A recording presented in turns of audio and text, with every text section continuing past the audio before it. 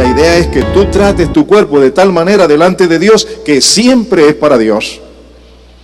¿Me hago entender? ¿Me hago entender? No es solamente decir en un acto religioso, aquí estoy presentando mi cuerpo ante ti, Señor. No, esas son palabras que el viento se lleva. Pero en cambio tú cuidas tu cuerpo, y en la medida que cuidas tu cuerpo, tú estás presentándolo a Dios, porque lo cuidas para Dios. En todos los sentidos, no solamente en la parte sexual, en todos los aspectos, cuidar nuestro cuerpo, nuestros sentidos, nuestro corazón, nuestro pensamiento, todo nuestro ser. ¿Por qué? Porque el pecado no tendrá dominio sobre vosotros, pues no estáis bajo la ley, sino bajo la gracia. Si ya estamos recibiendo todos estos beneficios solo por la gracia de Dios, debemos seguir viviendo por la gracia de Dios para no pecar. La idea de ser hijos de Dios, conocer cómo es que somos hijos de Dios, cómo se nace de nuevo, todo eso es lindo y es maravilloso y es necesario saberlo. Pero también es necesario saberlo y tomar en cuenta cómo debe vivir un hijo de Dios. Y esta palabra nos está enseñando cómo es que los hijos de Dios debemos vivir para con Él. La vida privada, la vida íntima, la vida personal, el testimonio hacia los demás.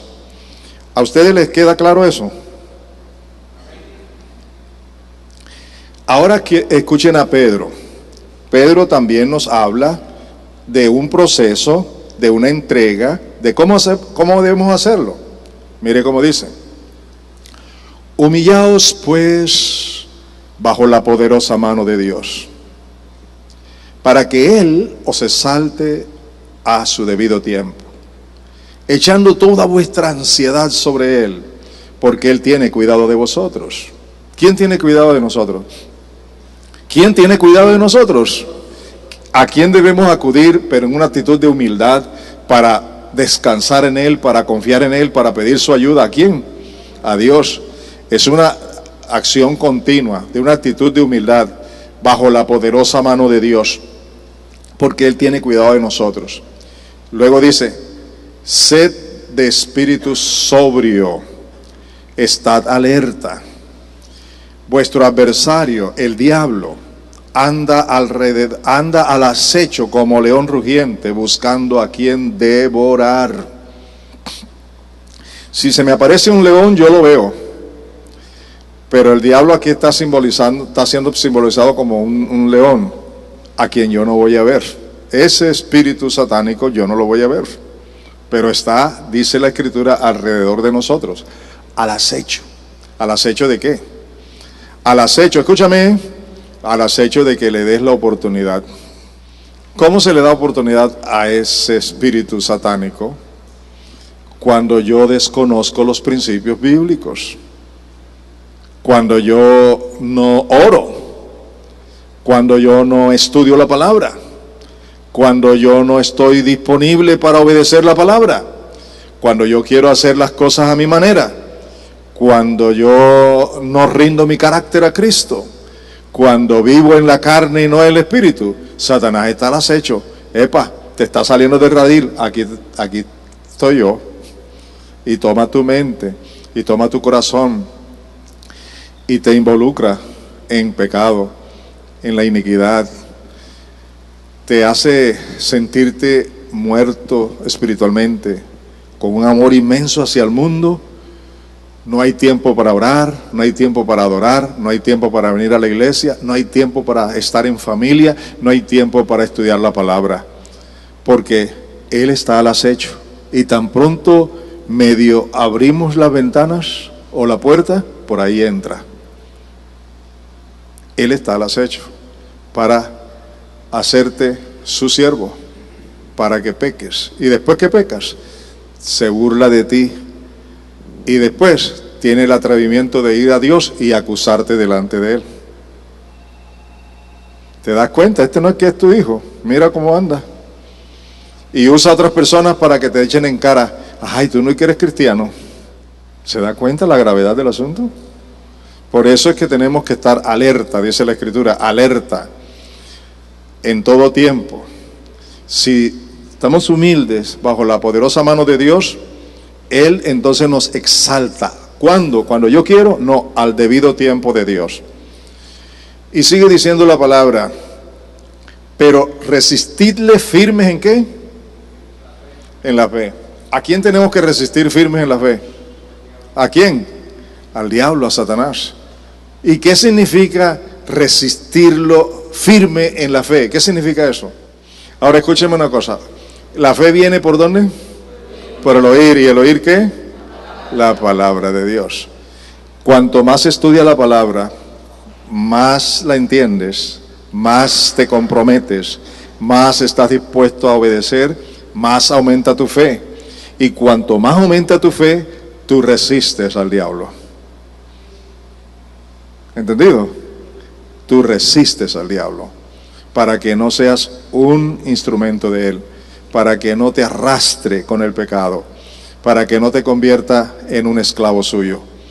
Y la palabra es clara: resiste firmes en la fe, sabiendo que las mismas experiencias de sufrimiento se van cumpliendo en vuestros hermanos en todo el mundo. Así que no eres el único. En todo el mundo la prueba para cada hijo de Dios está allí, porque Satanás anda con sus demonios pendiente, al acecho. Y después que hayáis sufrido un poco de tiempo, en la vida cristiana hay que sufrir por el Señor.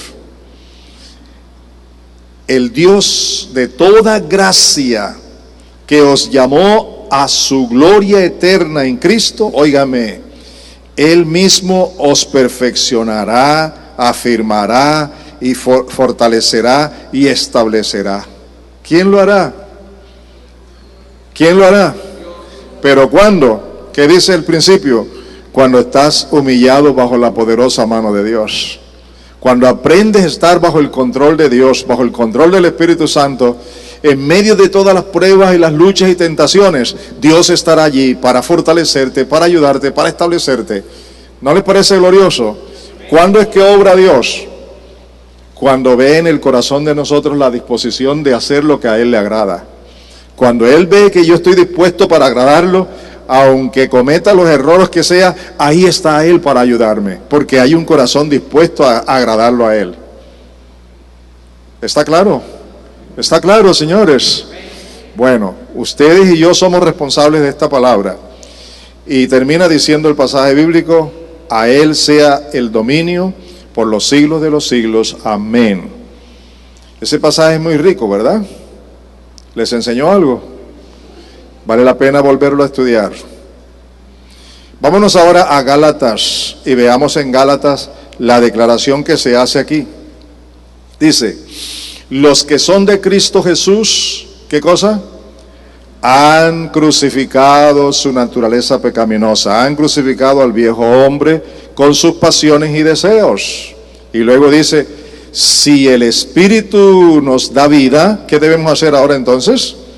Andemos guiados por el Espíritu. ¿Cuál es el secreto de todo? ¿Andar qué? Guiados por el Espíritu, guiados por el Espíritu, guiados por el Espíritu.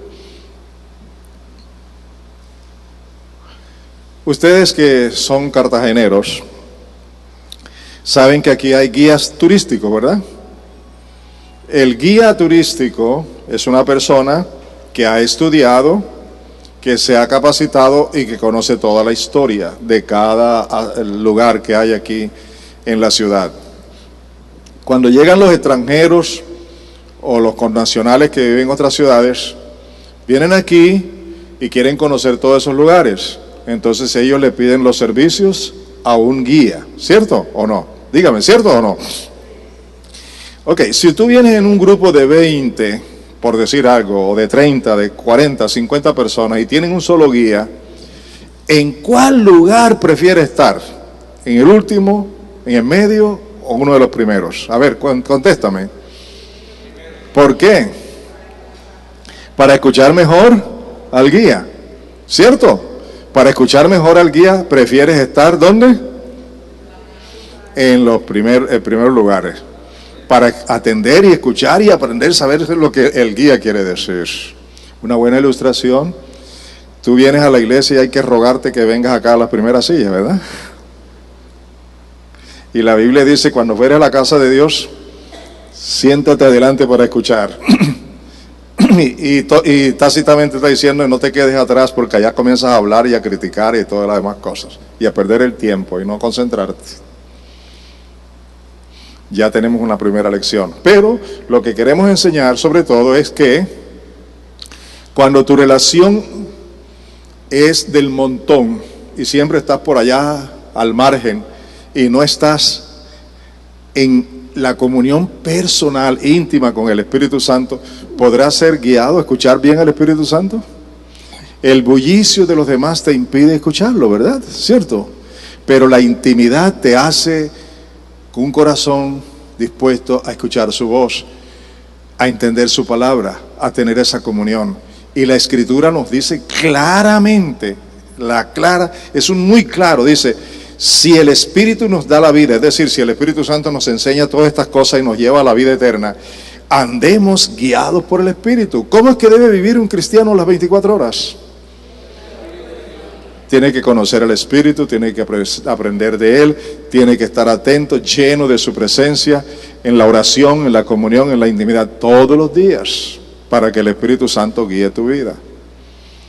¿Se dan cuenta que una cosa es ser hijo de Dios y otra cosa es vivir como hijo de Dios?